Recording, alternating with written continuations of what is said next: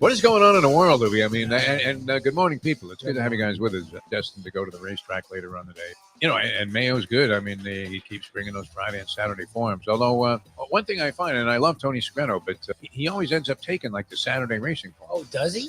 Does he even bet? Why does he need the Saturday one? Is he betting on Saturday? I don't know. I mean, is that just a byproduct of being in the media forever, where whatever they're giving away, you're taking one? Like, even though you have like zero use for it. What do you mean? Is he watching FanDuel? I don't think so. That's not Tony's bag. I have no interest at all in even watching any of it, and I almost grab it every week. Yeah. It's insane, isn't it? Right? You wouldn't know how to read it anyway, right? I mean, look, it's no shame if you have never looked at a racing form. You look at it, it's like, what the fuck is this? That's probably the worst move that you can make in any kind of relationship. Try to teach your girlfriend to read the racing form. Not that she's incapable. Now, here's the thing. If she already knows everything about the form and she's pointing out things to you on the first date, oh, that's great. How do you feel about that woman? Yeah, it's amazing. But is she ever going to buy your bullshit when she's already surpassed you in terms of her degenerate levels, which would be the ultimate test? Because I like that when, you're with somebody. Now, this is only in my fantasies, Libby. Where you're with a woman at the track and she says, can you believe this Christophe Clement, man? Oh, yeah. This is the second time he's put blinkers on this horse, and guess what happened both times? Finished last. Then he has the barn send in a bunch of money, so the horse is 4 to 5 every flash, and you know what happens with 4 to 5 favorites. People believe in them. The time. Wake up with Defo, joined by Lubie. Welcome to the Defo Show.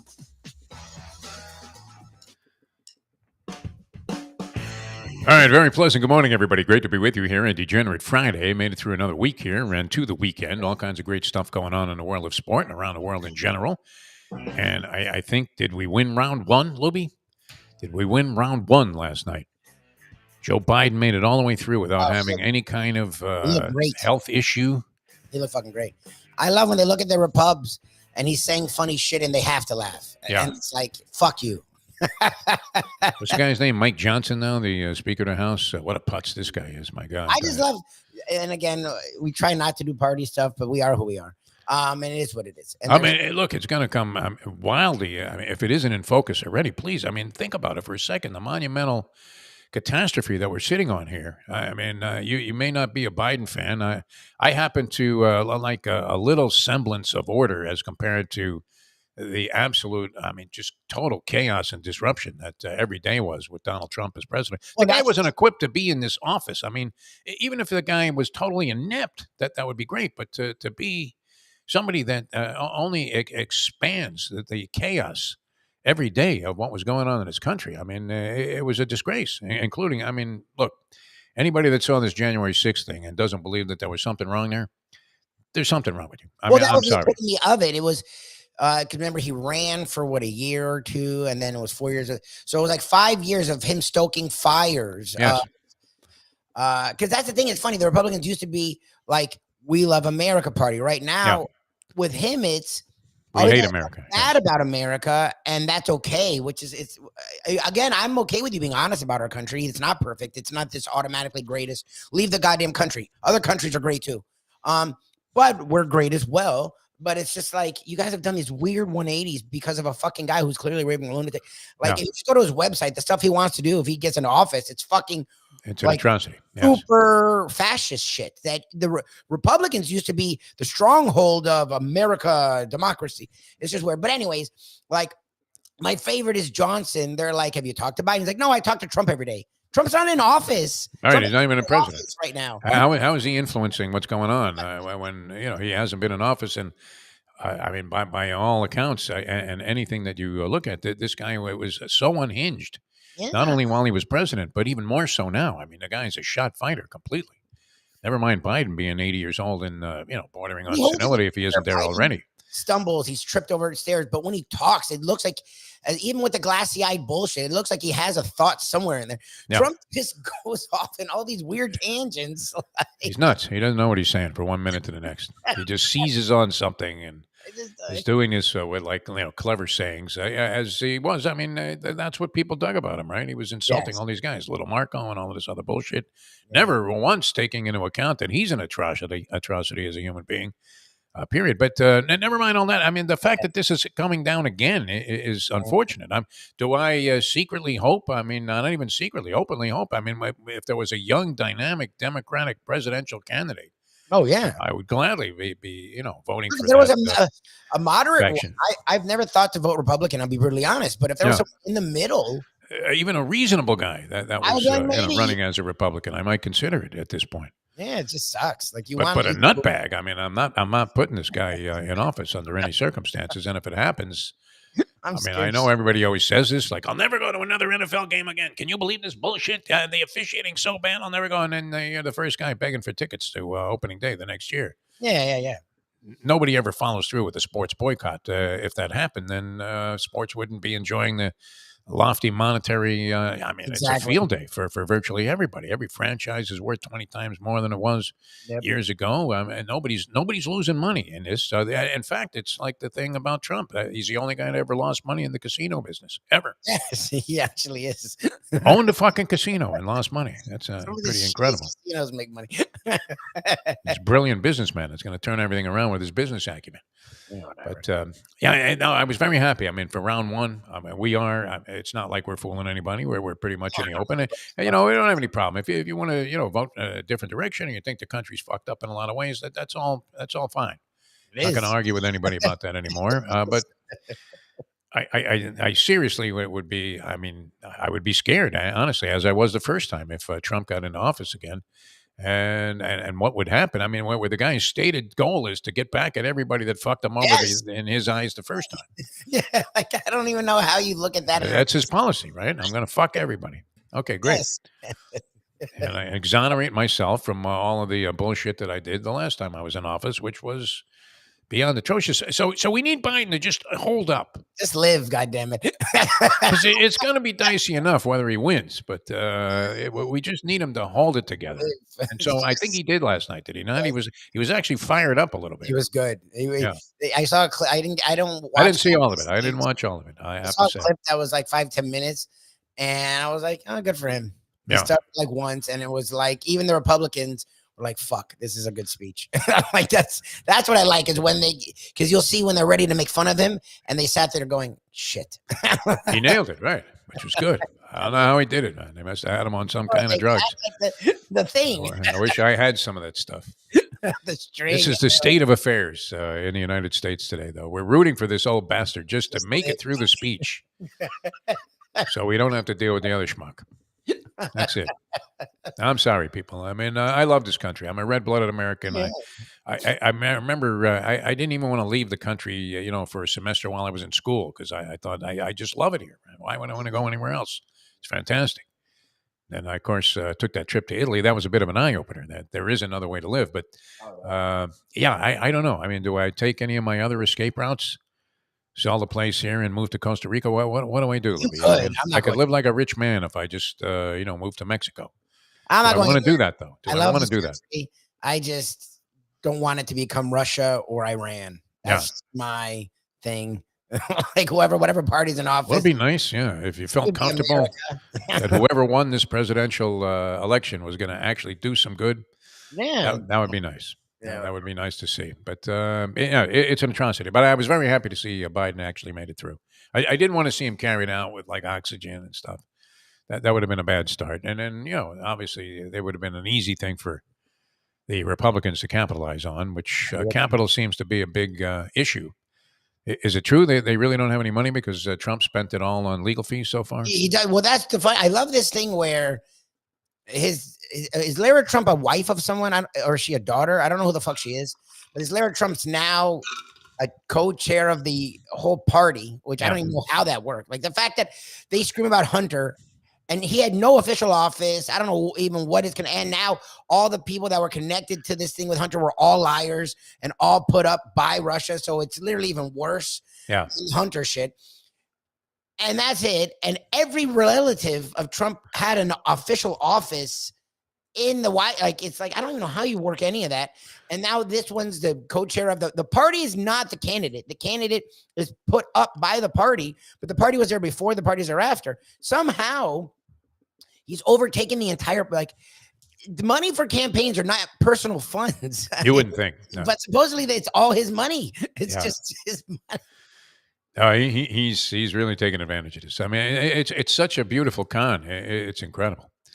Absolutely amazing. I don't even care if Biden made a ton of money on the side. I mean, that business with the Whatever. Ukraine and Hunter Biden, that does seem, is it not at least a little bit suspect, right? I mean, why Hunter Biden? This guy's painting pictures and smoking crack, and all of a sudden he's an advisor to some energy company in the Oh, they were Ukraine bullshit. that is desperate for, expert advice. Give me a break. It was proven to be bullshit. The guy's Yeah. actually under charges now. Multiple people that were the witnesses are all under charges. Like it was Yeah. all a lie. It was Russia. It was like the election. Russia again gets any angle they can with the Trump family and takes advantage of it.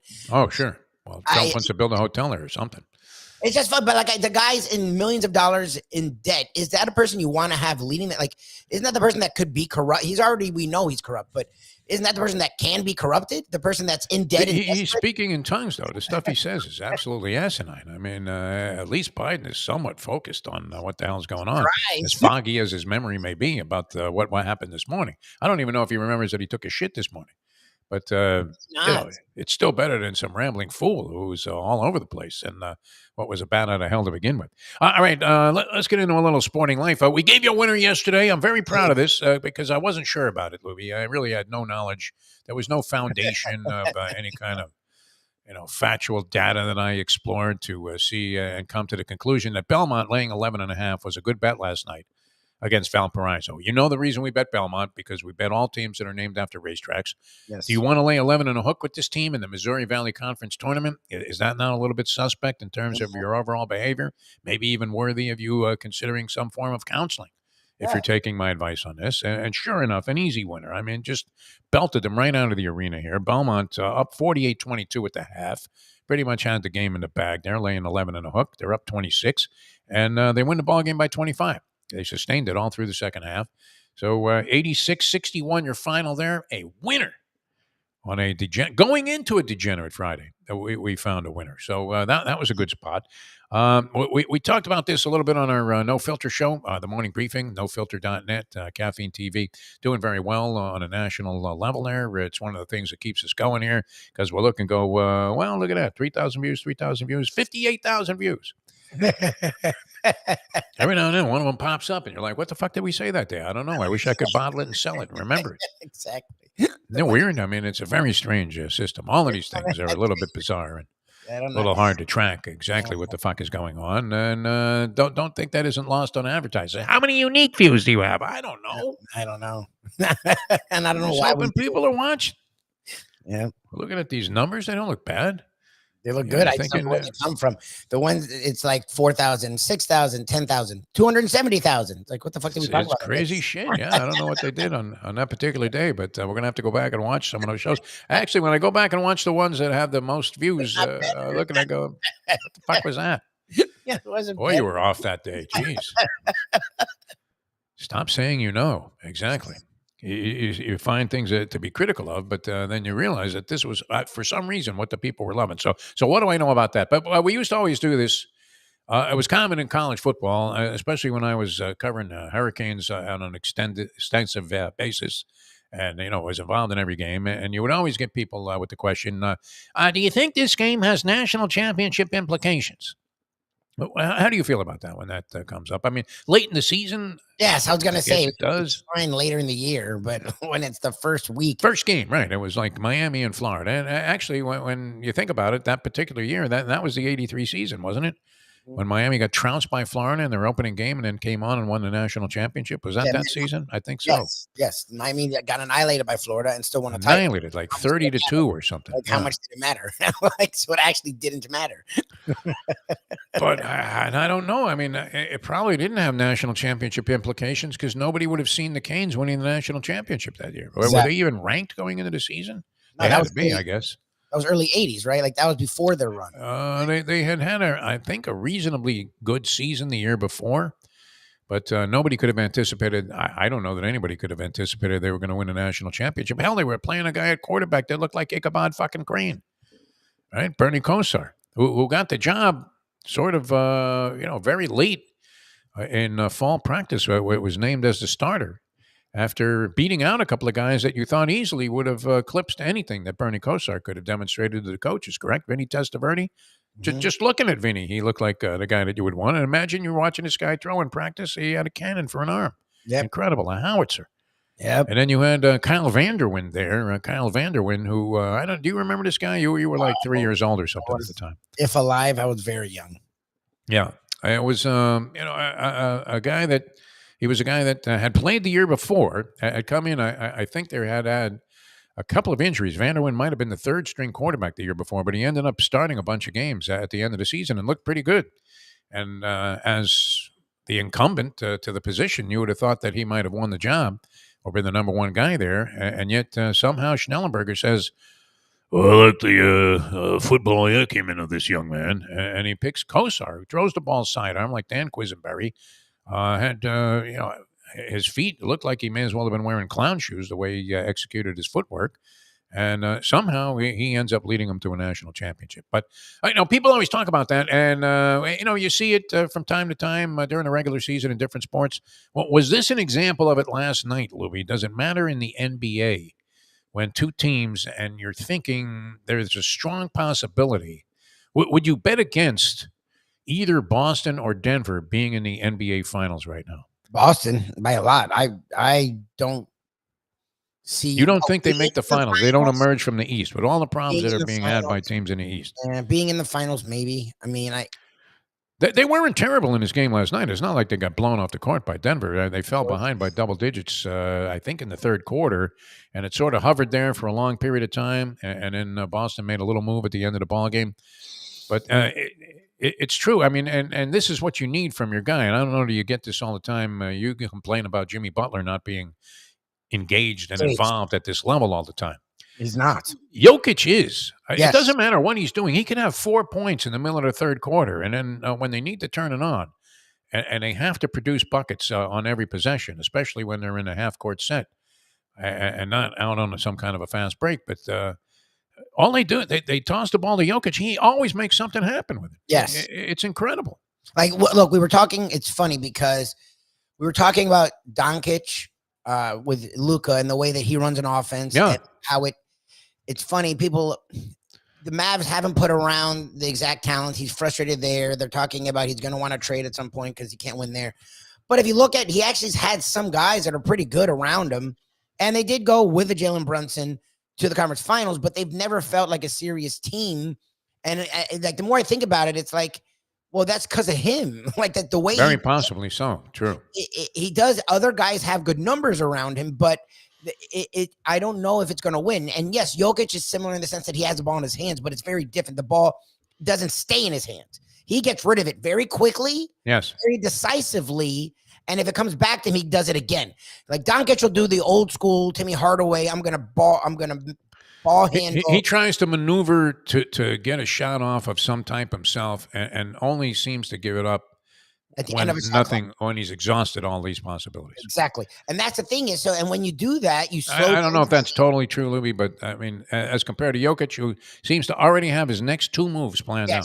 That's the thing. Look, Doncic is a fantastic passer. He's not a ball hog or anything like that. Yeah.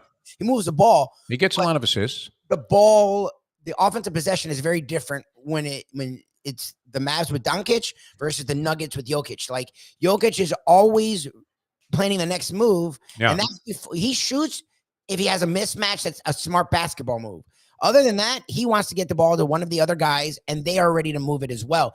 The ball moves in Denver's offense. It doesn't move in Dallas's offense, and And that's what's interesting to me is Doncic is a good passer. Doncic is a fan. Why doesn't he follow what Jokic does more? Like what Jokic does is you don't see a lot of touch passes from Doncic. I mean, where he gets the ball and immediately delivers a strike to somebody. No, you don't see that. Where you do, I mean, not only do you see Jokic do that, but almost like Magic Johnson-esque, where he's looking into the corner at a guy who's wide open for a three, and then somehow fires a pass inside, and Gordon ends up grabbing it at the rim for an easy dunk. It just sees the court. I mean, his peripheral vision and ability to incorporate other guys into the game is light years ahead of what you get from Luka Doncic. Even though he does, like you said, Louis, seem like he's capable of doing this, but I don't know. I mean, Jason Kidd, is that Jason Kidd or is it Howie Mandel on the sidelines? Who is that? I don't know. Kid and Mandel look like the same guy now. Are they dead ringers for each other? I mean, I was waiting for It's weird. Jason Kidd to break into some OCD commercial for the medication. What the fuck? Maybe open up a couple of suitcases with Meghan Markle sitting in his lap, saying, "I used to do this. I don't have to anymore. Once I was a schlepper. Exactly. Now I'm Miss You're a Mazeppa." princess. Unbelievable. But yeah, Dallas. It was interesting. And Barkley pointed us out also during one of the post-game shows or halftime show, whatever. That the offense, and it was especially evident in contrast to what the Miami Heat do, with the ball zipping around. Not quite Golden State fashion, but people don't hang on to the ball for a half hour in the Heat offense. No, when the Heat offense is when it's good. When they get in these fucking doldrums where they're just jacking up stupid threes Yes. because they're lazy, it's not. But when it's the offense that is what helped them get to 11 wins in 14 games, they're moving the ball. The idea is to spread the ball and get the best shot, get the most open shot, whether it's a three or at the basket. Is the lovely Beth Bernstein actually tuned in watching a video on this thing? Very nice. Said something. I presume she left already, but yeah, she joined in, so it's nice to see her. Hopefully, Oh, very good, man. Always a pleasure to know that people that you've known for a long period of time are tuned into the program and enjoying what the fuck we're doing here, which is great. Which is essentially just having a good time. So the Heat lose last night. The Panthers lost. They lost to the Philadelphia Flyers. John Tortorella and company coming into town here. Flyers having an okay season. Nothing great, nothing terrible. They were involved in some deals already, even though I think the trade deadline might be today in the NHL. But there have been some blockbuster deals, as always, in the National Hockey League. Nobody can interpret how they're going to turn out. They did have a new Panther, what's his name, Tarasenko? Vladimir Tarasenko, is that it? Vladimir Tarasenko, yeah. Or yeah. As we said, I thought it was that Victor Boot guy. Didn't he look like Victor Boot? Yes, a little bit. He looks like he's in some kind of Russian army. How really? I mean, the more you think about it, how did we not get some draft picks when we get Brittany Griner back for Victor Boot? The merchant of death, and you don't even get draft picks or financial considerations? Murderers to be named later. Something like Wow. criminals to be named later, kidnappers to be named later, something like that. Holy Joe Barry Carroll. What are we talking about here? That's one of the worst deals in basketball history. There's no doubt about that. Yep. All right, we're going to have a lot of fun here. Speaking of college basketball, and then also we always look forward to the big board from the professor. He's going to join us here in a few minutes on the program. So we'll stick around for that. A Degenerate Friday on the Defo Show with Mike Lubie. Later on, we'll be at Gulfstream Park. Yes. With Mike Mayo's Lunchbox. And the box yesterday, wow, that was great at Wicked Cheesesteaks. I really enjoyed that. The cheesesteak pizza is something I wouldn't normally consider. I'm not really a gimmick guy. Again, I understand the idea of why a cheesesteak's a lot. Yeah. I liked that. It was like a cheesesteak in smaller increments, which is why we like the Defo. Sure. Yeah. But the basic elements of a cheesesteak, I love all of that as a combination. Well, gooey cheese with onions and mushrooms and peppers and some decent kind of meat that has flavor to it, cooked right, and then you shove that on a decent piece of bread. There's nothing wrong with being in love with cheesesteaks. But that was really nice. I really enjoyed it. That was a good one. Yeah, that cheesesteak pizza. I enjoyed it. The guy makes great food for this really tiny place that's supposed to be a. How does he come up with all of this shit? A lobster roll cheesesteak spot. Because that's the thing. Most cheesesteak spots, they make a really good cheesesteak, right? And that's what they make. He makes everything. Like the pizza's good. The wings are good. Like lobster mac and cheese was on the money. And I like that he takes chances and tries new things. Again, sandwich shops don't do that. Sandwich shops are they're pretty standard, right? They don't want to go away from any basic formulas that they already have that are successful. So, pizza very underrated at Wicked Cheesesteaks. He has a sign outside pizza, but I'm thinking, there are a bunch of pizza places in the vicinity. I mean, look, where can you go that there isn't at least one pizza place inside of a couple of mile radius? I mean, there's got to be at least one, but stacks up there. And then what we overlooked, the wings that he has there. I haven't had those at Wicked Cheesesteaks in a while, but we'll be at the track today, Gulfstream Park. Should be a spectacular. We're in the month now for the Florida Derby. with the Fountain of Youth contested last week. The 2-5 favorite ended up winning that. And so we're going to see a lot of interesting things transpiring at Gulfstream Park. And of course, it's going to be a glorious day, it looks like, out there today. So join us there at 1 o'clock. The professor coming up here in just a moment. We have the big board for you. That's always a lot of fun. And maybe some insight into what's going on in college basketball. And we'll be back with that in a moment. Now that. The time. Oh, Bernstein's turning in. That's an honor, man. It's 8:29. Style at Champions, the outstanding simulcasting room at beautiful Hialeah Park. Yes, the grand old lady of thoroughbred racing has never been more vibrant, and you can wager on the races from the top tracks around the country while enjoying a cocktail at the Brass Rail Bar or any of the fine food served throughout the facility. If poker is your game, you're covered in style, and you can play all your favorite Vegas-style games, including blackjack, craps, and roulette, in Hialeah Park's sizzling hot casino. Get a player's card when you walk through the door for all kinds of generous amenities, including our favorite, free play, when you come out to the ultimate casino and entertainment destination, Hialeah Park. These days, we're all looking for comfort anywhere we can find it. Thank goodness for Landlubbers Raw Bar and Grill in Plantation, because they are making sure you are as comfortable as possible. First of all, they're not only open for delivery and pickup. All you have to do is go to landlubbersbarandgrill.com for both pickup and free delivery. You're going to have the best wings in the world. You're going to have a great burger. You're going to have their amazing soups. Again, Landlubbers, Raw Bar, and Grill. It's nice and easy. Just go to landlubbersbarandgrill.com for both your pickup and free delivery. Thank goodness for Landlubbers for making you always feel right at home. Are you looking to buy your first home? Have you been turned down for a loan? Do you need to refinance or get money out of your home? Call Michael Kodsey, CEO of Choice Mortgage. He's been helping the South Florida community get mortgages for 30 years. Hi, this is Michael Kodsey, CEO of Choice Mortgage. We have the most competitive fixed rates in the market. Call me 24/7, 561-441-2730. And remember, I don't just work banking hours. To make the right choice for your home, call Choice Mortgage today.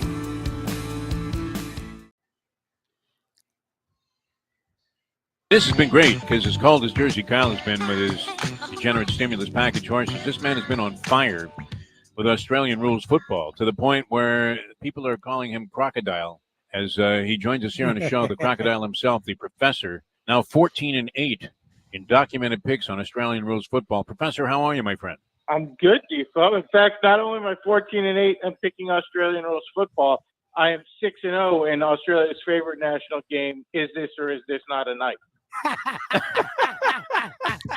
The best way to kick off your day is with Defo plus Lubie. We now return to the Defo Show. All right, welcome back to the Degenerate Friday festivities. Jeff DeForest, Mike Lubie Lubitz, and we welcome in. Always a pleasure to welcome in this gentleman, the professor, to the program. There is some conversation on the chat line about a place called Pizza Time in Coral Springs. Was that not the place that Reno Cerbone's father owned? And for years, supposedly it was great, and Shirley talked about how great it was, and then we got it, and it wasn't bad. It was just like, I don't like a sauce that's super sweet. I get it when it has a little bit of sweetness to cut the acidity, but like when it's like sweet, like a dessert, like I don't know, and it was really sweet. Like it was too much, at least for me. I don't know. It's kind of like the departure of Skyline chili from actual chili, where it's just not comparable. It doesn't not even doesn't jibe correctly. Even that Greek sauce bullshit that I like bolognese. It's not fucking bolognese. Like, no, not. I don't know what he talks about. It's not anything. More like the sauce you get on cat food. I would say. Like if you get the wet stuff. Professor, where do you stand in terms of A, Skyline chili, and B, is there a go-to pizza place in your repertoire of places that you visit? Yes. I'm number one to answer the question. I'm very firmly anti-Skyline chili. I think I'm with you there. Yeah. Been very clear on that. It is disgusting Greek disgusting slop. swill. Yes. Of all the things the Greeks make, exactly. that would be the last thing. Honestly, I would ever consider. Makes me think that maybe we should have let Mussolini keep Greece. I mean, Mayo rags on me for ordering a steak when I went to Thasos or whatever that place is down there on what is it on Oakland Park? And honestly, just because I happened to have it that day, the day I saw the movie 300, I had Skyline chili that day, and it made me root for the Persians. I was like, yeah, kill those freaking Greeks. All right, what about pizza? I mean, where are you going for pizza? You know what? I still think Costa's right across the street is a very solid choice for a place that I could probably hit with a football from my backyard. Yeah. And then there's a place called Nick's up in Deerfield that I'm also a big fan of. I think you would get a lot of backing on Costa's. Their pizzas are great, fantastic. Speaking of Greek places, and I will tell you, because I know it's a place you've gone to at least once, maybe even a couple times with the lunch show. If you're like more go sit down, I like the Sicilian Oven. Almost always has a special that I. Oh yeah, they're good, no doubt. Yeah. Pizzas are fine. A lot of good places to get sort of these individual foo pizzas. Yeah. Yeah. So yeah, I mean, and that's the thing. People have always been hung up on this whole idea that they have to find New York pizza, but you almost have to just adapt to the idea that you're not in New York anymore, and there's a lot of good stuff out there. So open your mind, and you'll be fine. And if you go back to New York and have a slice there and think that was the shit, then good. Pizza is like playing blackjack. Even when it's bad, it's pretty good. So sometimes, although my experience in blackjack has convinced me never to play again. Really? Too many tough beats. I don't know, Professor. I mean, you are extremely patient, and I don't know. You handle most of the. You realize that in the long run, I guess you have the confidence of thinking that you are going to end up on top in the long run, which is a good position to play from. But I mean, the tough beats don't seem to get to you as badly as they do maybe some other people that are involved in wagering. I don't know if they're at the same level that you are. I mean, I think you have to look at it like anything else. You can't get emotional about it. Yeah. Now, last night I did give out a winner in college basketball, and you must be enjoying every second of what's going on right now because I would think a knowledgeable guy that follows the game as closely as you do and has all of the analytics and numerology and everything also to help in your making of a selection has to love. I mean, don't you love these weenie tournaments? I mean, I do, although I took a couple tough beats in them last night, to be honest. I went 2-2. But did you have Belmont laying 11 and a hook? You know what? I did not because I fell asleep in the middle of the afternoon for a nice nap and I missed the tip of the game. Yeah. Were you going to lay it out there on Belmont? Because that was my play of the century. A tough collar. Well, I mean, I was on the good end of an even bigger blowout with Pepperdine, who at one point was up 39-2 in the first. Oh, nice. That always helps. I think 8.5. So that worked out pretty well.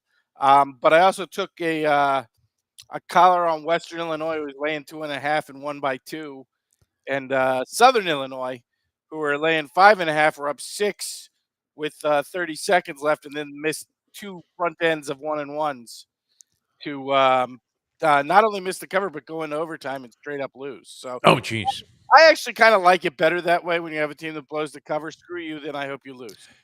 Yeah, I don't like to see a win no cover is obviously a very frustrating thing. I happened to go to the Saturday FAU game against Tulane, which was an interesting experience because I would imagine have you been out there? I mean, it's a very enjoyable, wholesome Disney experience. Not in the last 2 years when they've been good. So I imagine it's a different atmosphere right now.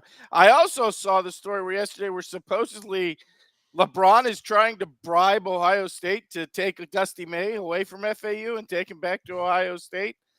Supposedly, LeBron has told Ohio State he's prepared to donate millions of dollars and make sure his son Bryce will attend Ohio State. Oh, yeah, wow. If they hire Dusty May to be the coach. So I thought that was a very interesting story. That looms as a distinct possibility anyway, does it not? That Dusty May would end up at Ohio State? I mean, I don't know that it's necessarily specifically Ohio State, but I think that Dusty Indiana is headed for bigger things. Yeah, Indiana that job, I already went to somebody, right? Yes, they rehired Mike Woods, or didn't rehire. They extended Mike Woodson like 30 seconds. Yes. After the Indiana boosters had basically put up a petition to have him fired, and Indiana was like, we've been listening to you people for like 25 years, and we're sick of you. Blank off. Yeah, and Dusty May would have been a fit there because he did he did work there as did he attend school there too? I guess he must have a graduate assistant. I actually kind of think he doesn't fit there because I think Indiana at this point in their existence, the school itself and the athletic department doesn't really want anything to do with Bobby Knight people anymore. They're sort of the wash their hands of it. Yeah, that's what I thought. It hasn't worked out. It's a bad legacy for the school because anytime they go into the hiring process, they've got a certain group of boosters who refuse to give any money if they don't hire a Bobby Knight person, and they're trying to break away from that legacy. All right, makes sense. You don't think? I mean, you have to put it together. Like May has to remind you that he was a Bobby Knight guy. You don't really see Bobby Knight in Dusty May, do you? I mean, seems to be I a, mean, he a doesn't pretty seem to pretty be a big giant departure jerk from off. Bobby No. Knight. Yeah, He's okay. He's, yeah. Yeah, he seems like, I mean, extremely professional. This guy, you can see him having nothing but Yeah, I mean, success. I haven't seen him having like temper tantrums on the court, and maybe Yeah. he'll get to a bigger job and he'll become that guy. But no, again, but that wasn't necessary. I mean, yes, you have Dan Dakich, who has sort of carried the trait of being a gigantic douchebag into his broadcasting career. But otherwise, like, you didn't necessarily see a lot of that in the Bobby Knight assistants. I think the Bobby Knight assistants probably kind of went the other way, and Yes. were more like, yeah, we got to be the calm guys on the bench to keep the team together when our guy's having a meltdown like a 4-year-old little girl. So I don't necessarily know that was a common trait among the assistants. Like I said, other than Dakich, and honestly, as a coach, Dakich wasn't that bad. When he became a crabby old man broadcaster that he turned on his inner douchebag. All right, there are tons of games. I would imagine you'll be heavily in action again tonight. I don't know. Professor, Honestly, anything I that you're look looking at at? this. It's a very strong card on Saturday, but I think today's actually kind of a weak card. I'm not against, after a very strong performance, following up on Belmont against Northern Iowa. I don't think Northern Iowa is that strong a team. And Belmont, honestly, yeah, that's one thing you can't really tell is the rest versus rust factor with these conference tournaments. I personally don't think that it's on the second day. I think it's more in the third and fourth day when they have to roll game after game after game, that the fatigue factor comes in. I mean, look, 19 and 20-year-old basketball players, I think they can go 2 games in a row Sure. without fatigue being a thing. So I wouldn't mind following up on Belmont and VCU plus the 7.5 against Dayton. Looks like a pretty good matchup. The VCU is very good at matching up defensively with Dayton. So those two. But overall, I think we follow up a very weak card today with a very strong card tomorrow, and then sweep into all the tournaments next week. But today, on the college basketball card, honestly, the college conference tournaments are always fun to watch. I don't know that today is a great action day. Any team that you see steamrolling its way through a tournament that isn't necessarily one that just jumps off the page, or is there a Professor, not necessarily sleeper team, but a team? I mean, I got to be honest. might I've been emerge? writing USF in the AAC and Florida Atlantic's league for 3 or 4 weeks now, and they really have an interesting combination. They've got a little transfer portal guard from I think it's Longwood, somewhere like that, who has torn that league up. He kind of looks like a little Tim Hardaway to me. He's like 5'10", but boxy. Looks like a fullback. And then they've got another. I would almost call him like to use an ancient reference that only old people will understand, that like almost a Vinny the Microwave Johnson. They've got a little kid who comes off the bench. He's going like this. The second he gets off the bench, his arm's already hoisting shots. We mentioned the microwave the other day. But he's one of those guys. If he hits his first couple, look out. He can be off to the races. And then they've got a big who kind of reminds me of Birdman, actually. He's a real good paint and rim board and rim protector guy. But the twist is he can actually really pass out of the high post. You watch them feed him in the high post. He makes really consistently good decisions with cutters. So they're an interesting team to me. USF to finish the season real strong in the AAC.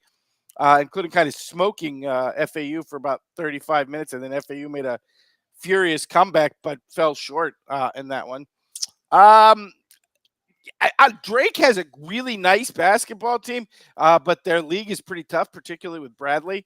There's 3 or 4. And then, the Mountain West is just an interesting conference overall. Nobody can seem to win a road game in that league, even though between San Diego State, Colorado State, New Mexico, even Boise, Nevada there's like 5 or 6 tournament-worthy teams, but nobody has managed to win a road game like all year in that league.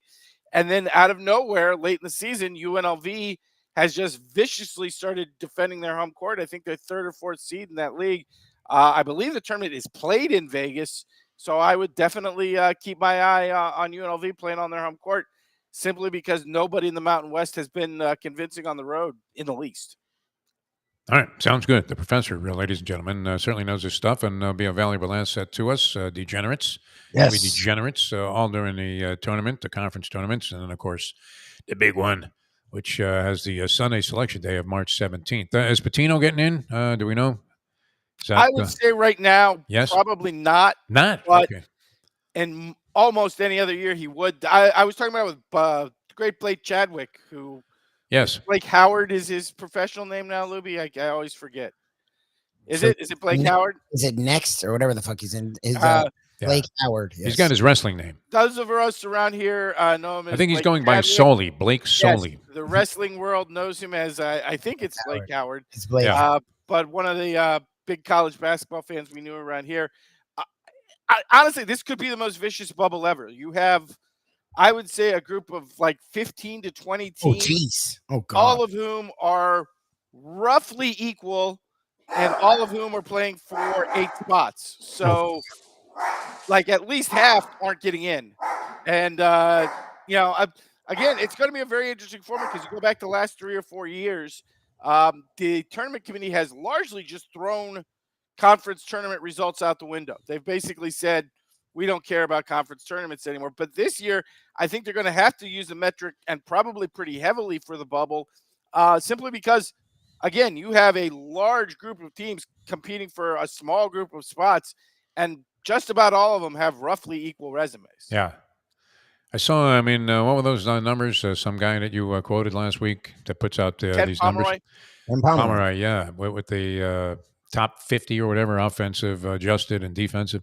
Correct. So St. John's was actually in the top 50 in both categories, just at least according to what I read this morning. Which top 30, 28th in offense, 48th in defense. So that certainly profiles as a tournament team.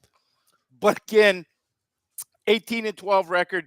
Big East, despite the presence of UConn and Marquette up top, overall the Big East not as strong as a group. After those first two. And maybe Creighton, if you want to put Creighton in the mix. Those first 3 really kind of falls off a cliff, and a lot of bubble teams coming from the Big East. Villanova looked kind of firmly in, but then goes to Seton Hall and lays an egg, and now Villanova very firmly back on the bubble. Seton Hall, who was probably just slightly out, probably now just slightly in, and that's before St. John's in the league. So very interesting. Again, statistically, I agree with you. St. John's profiles as a tournament team. They've certainly looked like a tournament team the last 2 or 3 weeks, but they did have some early season struggles. So, and again, bubble this year, vicious. And you want to look at an example. Wake Forest, who statistically not only profiles as a tournament team, they profile as a top 20 team. Basically, when you look at both their rankings, I think they're definitely in the top 30. They might be in the top 25 in both. And Wake Forest might be out right now after their loss the other night. So, again, bubble going to be vicious this time around. You're going to see a lot of Seth Greenbergs. You're going to see a lot of coaches crying about, we deserve to be here. Why are we here? The tournament committee's out to get me. I love that, by the way, the crying about getting screwed. Look at Lubie. We had a whole year of that with FSU. And then probably, to be honest, because this is just the way college sports works right now, probably then an expansion of the tournament to 72 or 74. Yeah, there you go. That's what we need. Like we had 10 Seth Greenbergs this time. We can't deal with that. We're just going to expand again. All right, let's get to it. This is the matter of business that we always look to every week as a way to wrap things up on a Degenerate Friday, and that is the professor's big board. I don't know what direction you're going in today. Well, actually, Defo, one of my favorite stories of the week was Johnny Manziel, who, of course, went on a podcast 2 weeks ago and announced to the world that after leaving the Cleveland Browns, he had lost 40 pounds because he spent 6 months on a diet strictly of cocaine and Jack Daniels.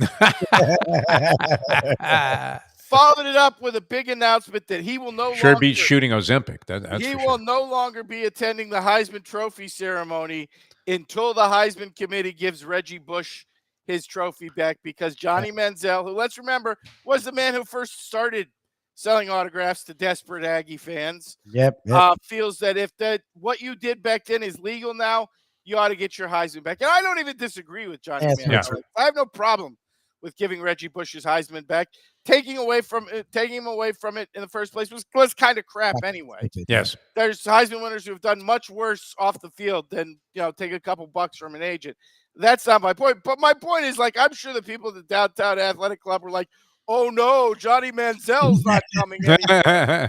About Johnny Manziel. Heaven forfend, like, not Johnny Manziel.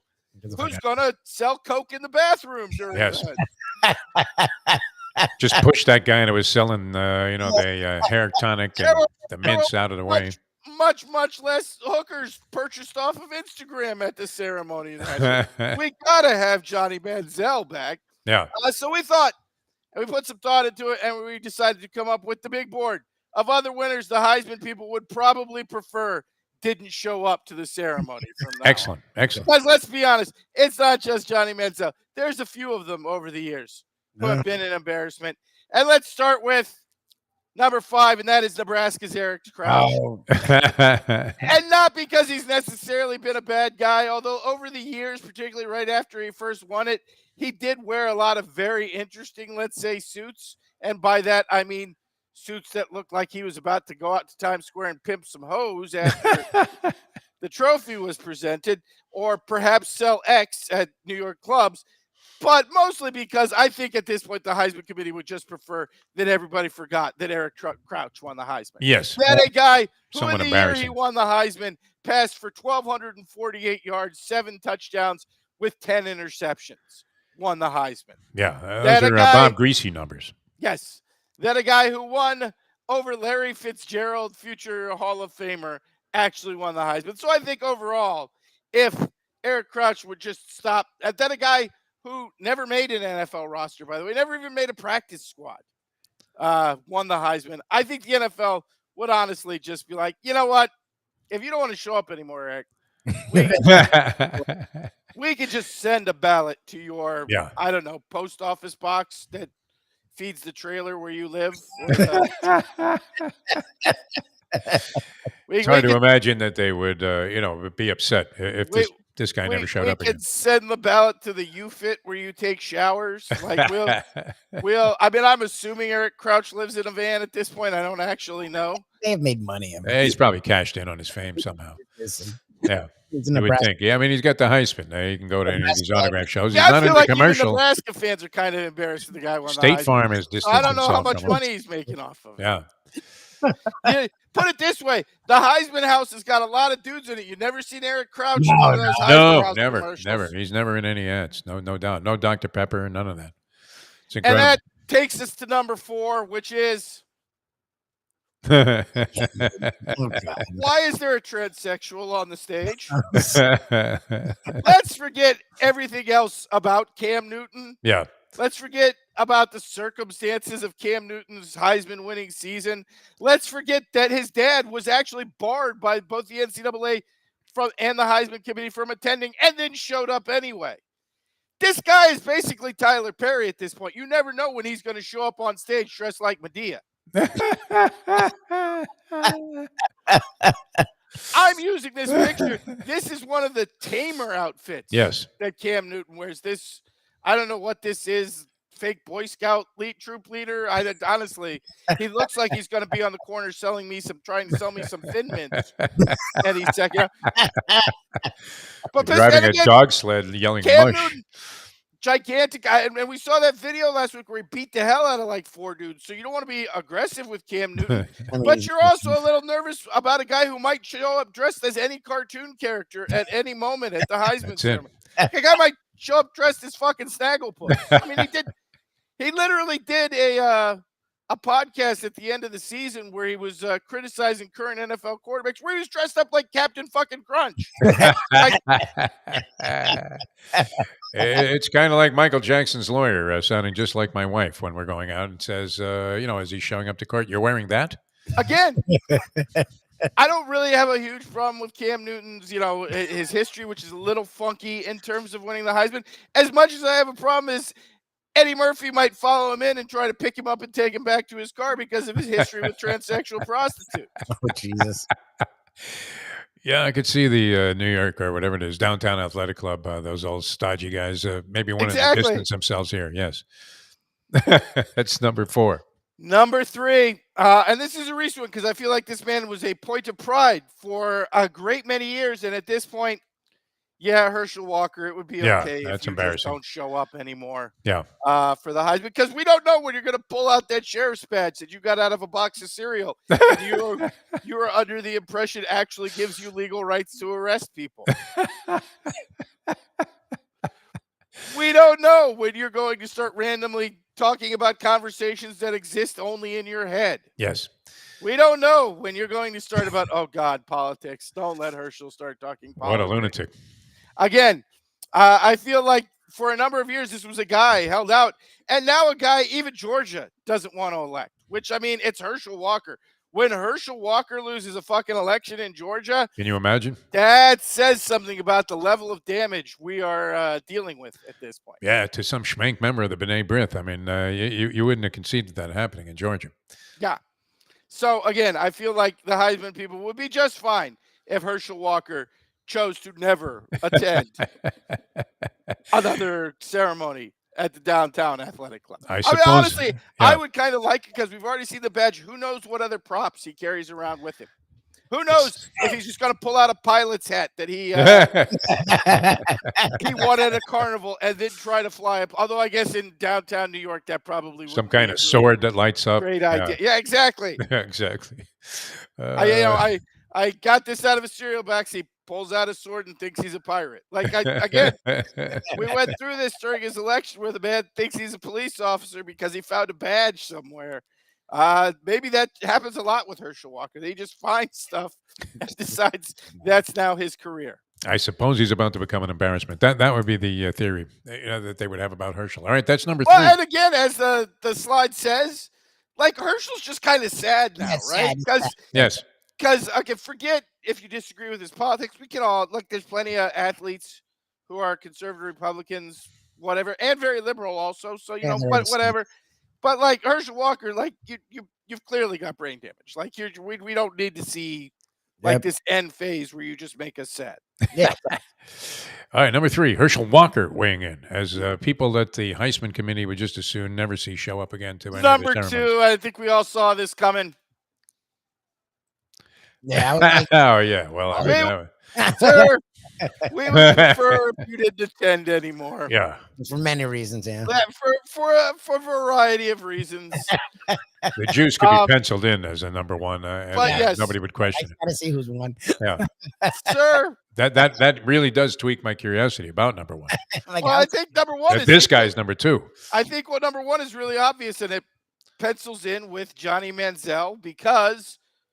Do we even really need to discuss the OJ one? I mean, yeah, I can do a some bunch self-evident things. I can do a bunch of murder jokes here, but I mean, I feel that's like dated by 30 years. In the interest of time, we've decided to move ahead to further action.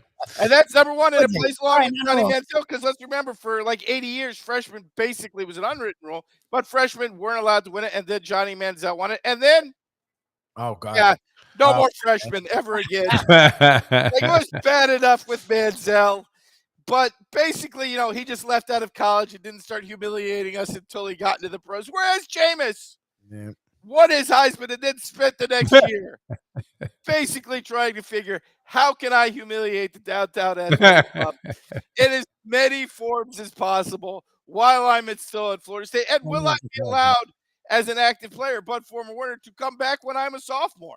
Because between the crab legs and the jumping up on the table and getting suspended for profanities and all his other various legal issues, I'm pretty sure the downtown, again, go back to Herschel Walker making us sad. Jameis is a QB, and I'm not 100% sure he doesn't have CTE. And in his case, I don't think it's from playing. I think it's from that stupid training he does where his trainer throws medicine balls at his head. Yes. While Jameis dives away from guys swinging boxing bags. Yeah, who is this guy? Jake LaMotta? I mean, like, honestly, Jameis hasn't in the really gym. played that much over the last 5 or 6 years. If he does have brain damage, which seems entirely possible, I think it's from his trainer's methods. Biggest letdown of Lubie's life, the disappointing pro career of one Jameis Winston. He's been fine. I mean, whatever. I weird. He's a weird guy. Again, I feel just in general, If for no other reason than protecting the buffet, if we're being honest. The Downtown Athletic Club, if Jameis never showed up, if Jameis backed Johnny Manziel's boycott and never showed up again, I'm pretty sure the people at the Downtown Athletic Club would be just 100% fine. Imagine he pulls a Lubie at the reception and sweeps all the crab legs into a hefty What bag. do you mean imagine? I totally think that's happened like 10 times already. It says, I'm taking these to go. Again, and honestly, I don't think Jameis cares. I think if you had any doubts over the last few years, if Jameis has matured, if Jameis learned his lesson, like when he ran the score up against his coach's specific order at the end of the season, I think he cleared that right up to you, that Jameis is still very much Jameis. Again, we talked about it when he was still in college. We've talked about it. Jameis is the Forrest Gump of professional athletes. Just wanders through blindly, doing whatever, and it always seems to work out for him. Yeah, he ends up in some pretty good spots, no doubt about it. All right, there it is. The people that the Heisman Trophy Committee, the Downtown Athletic Club, would love to see never return as part of the Heisman Trophy Awards ceremony. And I think it's a very significant list, no doubt about it. You nailed it again, Professor. Nice job, as always. Again, yes, I'm sure the Heisman people very upset. They're, oh, please come back, Johnny Manziel. We really want you around. Once he starts boycotting the thing, the whole thing is destined to go to hell. Professor, always a pleasure, my friend. You have a great weekend, and good luck with all of your wagers. Thanks so much for being with us. It's always a pleasure. Yes. The Professor, ladies and gentlemen. All right, Lubie. I didn't think Jameis would be ahead of OJ. He was just, that was poking me. Yeah. That was ahead of OJ is saying a lot in terms of people that would be unwelcome at this particular ceremony. He hasn't had a number one pick career, but he played a long time with the Bucs. He had some good seasons with the Bucs. He's hung around in the league. He's made money. He's made big money. And he's had zero issues since he's been in the pros.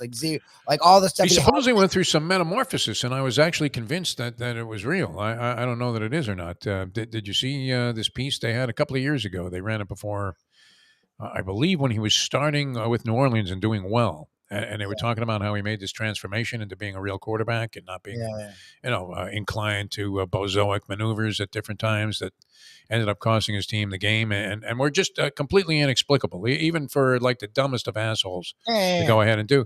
And sure enough, it was very convincing that he was into some kind of new Zen Buddhism or something. I don't know what the fuck it was. He was chanting with a bunch of guys, Nam Yoho Renge Kyo, and he was focused. And then, unfortunately for him, he got hurt when he was looking like he was making an ascent, and I don't know that he's been the same since. No, he hasn't really played since. He came in and got his guy some money against his coach's orders, but again, he's always been a team guy. But yes, I can't. That year he came back, he kept getting in stupid ass trouble, and no one really had that. So I can understand Ken's idea there, but no, I mean, of all the Heisman guys that have played and been horrible in the NFL, and he's not even top 5, let alone number 1. He's just does he not attend these ceremonies? I don't know what he does. Gino Torretta's always there, man. He's cashing in on that. I mean, he's a doofus. I mean, Jameis has always been a doofus. That's Jameis. Does he even know he won the Heisman? Does he realize that was part of his intelligent? He's just a resume. He's a doofus. Very nice. He's goofy. All right, we have to head for the track. That's going to be the next move here for Lubie and me, as we will be down at Gulfstream Park, 10 Palms. Little Mike Mayo lunchbox program going on there. Tony Segreto, I think, is going to be out there. Tony's become more of a regular on the show than I am. Pretty amazing. Love Tony Segreto, man. He can do his share of snoring, too. I mean, he's not shy about jumping in there. He's grabbing cookies off the shelf. I mean, I love Tony, man. Unbelievable. So he's going to be out there at the track later on, and we'll have some fun at 10 Palms Restaurant. I think I have to leave right away and drive, believe it or not, Mustang to another local casino where she has a couple of $100 worth of free play she wants to exploit. Oh, so she doesn't drive at all anymore? She just stopped driving? It's amazing, Libby. It really is. Yeah, we're gonna. I think we're gonna unload this car because it's just sitting there getting old. Driving at night thing I get sometimes because Shirley's weird. She'll do it, but she's weird about it. But just driving at all, like what happened? Like is her eyes fucked up? No, just doesn't like to drive. She just doesn't like driving. Yeah, okay. And I'm around, unfortunately. So like that's very but you're not around. You're working. Like that's not practical at all. She'll tell me at like 11:45 I have to be at the dentist at 12. As I'm getting ready to split, well, which is fine. It's all part of our relationship. Get your car. Evolves over time to the point where you don't communicate at all. I mean, yeah, that'll be a lot of fun. So we'll be out there later on, and then we hope everybody has a great weekend. If you're not catching us on the Mayo Lunchbox Show, it looks like it's going to be a beautiful day. Can't wait to get out there. Going to hit the trail here for the Walk of Life, and see if I can survive that and move into a positive overall mental and physical health frame of mind, Louis. That's where we all need to go.